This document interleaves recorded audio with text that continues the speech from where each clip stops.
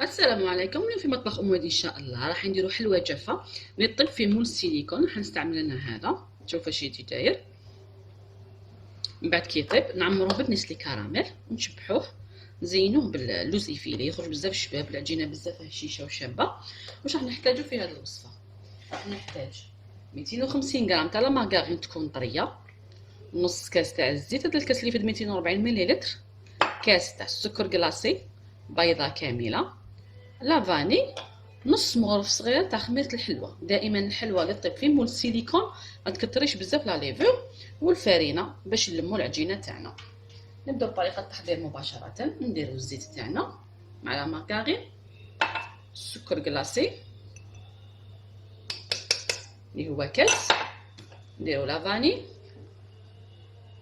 اللي هي حوالي مغرف صغيره. كاين واحد الاخت قالت لي يعني وري لي لافاني اللي تستعمليها ليكيد، ها هي عطر الفانيلا عادي تجي في القارورات. ندير البيضه تاعي كامله، نخلط المقادير مع بعض حتى نحصلوا على كريمه.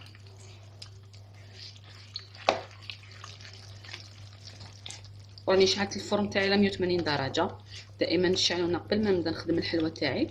نشعل الفرن، نبدا نخلطهم مليح. هذاك الزيت راح يزيد يعطي هشاشه العجينه تاعنا، رغم انه ما عملتش لا مايزينا لكن العجينه تاعنا راح تجينا هشيشه. اذا نخلطهم مليح. هنا من بعد واش نديرو شويه تاع الفارينه، وندير نص مغرف صغيره فقط تاع خميره الحلوه، نص مغرف صغيره ها هي امامنا. نديرها وندلم في العجينه تاعي غير بالعقل، نخلو العجينه طريه.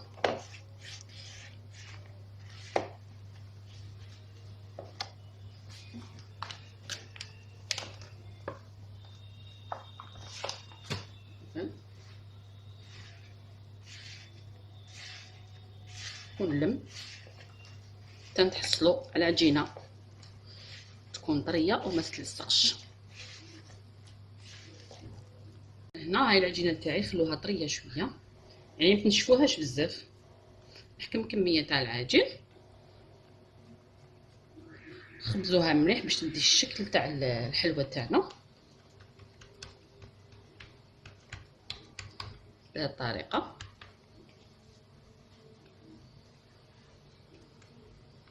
اذا ندخلها طيب حتى تاخذ لون ذهبي. نحب نحمرهم شويه، طيبهمش بيوضه باش العجينه تاعنا تجينا بنينه، لانها عجينه صابلي كي تحمريها حتجي بنينه.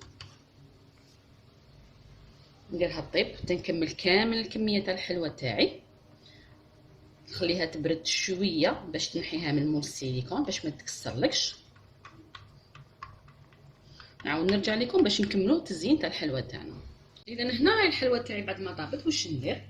نحكم شويه تاع السكر كلاصي، اذا بالصفايه فقط غير بشويه، وندير غير في الطرف تاع الحبه، يعني ما نديروش في الوسط. نزينوا الطرف تاع الحبه تاعنا. اذا ندير شحال من حبه نزينوا امامكم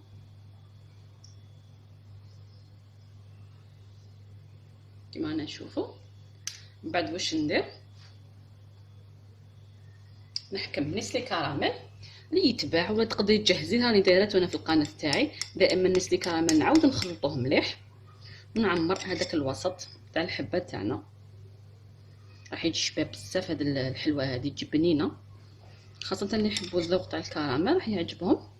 اذا نعمروا الثقب مليح. نزيد هذه الحبه الثانيه، يعني علبه واحده راح تكفيكم في هذه الكميه تاع العجين. يعني هاد 250 غرام عملت لي 36 حبه.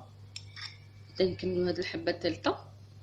كما تقدري ديري لا جولي ثاني يجي الشكل تاعها بزاف شباب، ديروا لها ملون. هنا عندي شويه تاع اللوز ايفيلي كنت حمصته، ونديرو على الوجه تاع الحلوه تاعنا يجي المنظر تاعها بزاف شباب بهذه الطريقه.